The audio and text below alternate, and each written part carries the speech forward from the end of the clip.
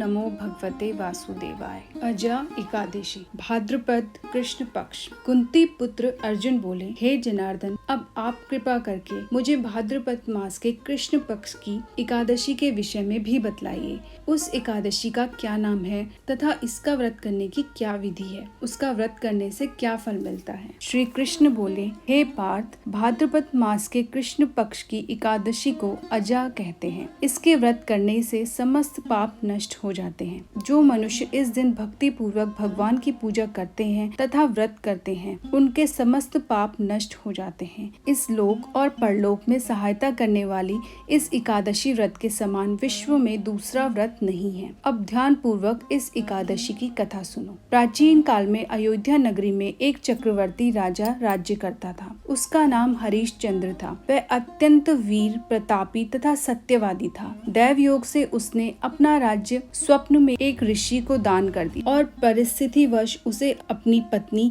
और पुत्र को भी बेच देना पड़ा। स्वयं वह एक चांडाल का सेवक बन गया। उसने उस चांडाल के यहाँ कफन लेने का काम किया, परंतु उसने इस आपत्ति के काम में भी सत्य को न छोड़ा। जब इसी प्रकार उसे कई वर्ष बीत गए तो उसे अपने इस नीच कर्म का बड़ा दुख हुआ। वह इससे मुक्त होने का उपाय खोजने लगा। वह सदैव इसी चिंता में रहने लगा कि मैं क्या करूं, किस प्रकार इस नीच कर्म से मुक्ति पाऊं। एक समय की बात है, वह इसी प्रकार चिंता में बैठा था कि गौतम ऋषि वहां आ पहुँचे। राजा ने उन्हें प्रणाम किया और अपनी दुख भरी कथा सुनाने लगा। राजा की दुख भरी कहानी सुनकर महर्षि गौतम भी अत्यंत दुखी हुए और राजा से बोले, हे राजन, भादो के कृष्ण पक्ष की एकादशी का नाम अजा है। तुम उस एकादशी का विधि पूर्वक व्रत करो तथा रात्रि को जागरण करो।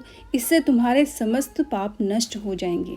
गौतम ऋषि राजा से इस प्रकार कहकर अंतर्ध्यान हो गए। अजा नाम की एकादशी आने पर राजा ने मुनि के कहे अनुसार विधि पूर्वक व्रत तथा रात्रि जागरण किया। उसी व्रत के प्रभाव से राजा के समस्त पाप नष्ट हो गए। उस समय स्वर्ग में नगाड़े बजने लगे तथा पुष्पों की वर्षा होने लगी।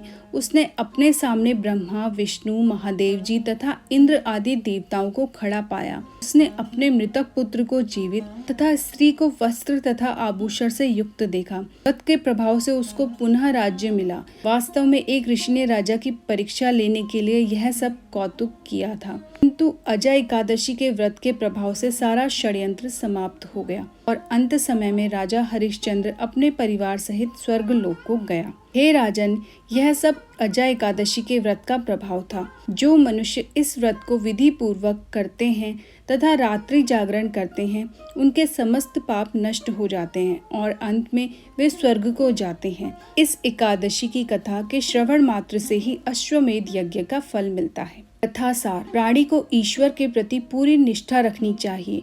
कठिन परिस्थितियों में भी जो सत्य का मार्ग नहीं छोड़ते, वे स्वर्ग के अधिकारी होते हैं। सत्य की परीक्षा कठिन परिस्थितियों में ही होती है। अतः ईश्वर पर पूर्ण विश्वास रखते हुए सत्य का पालन करना चाहिए।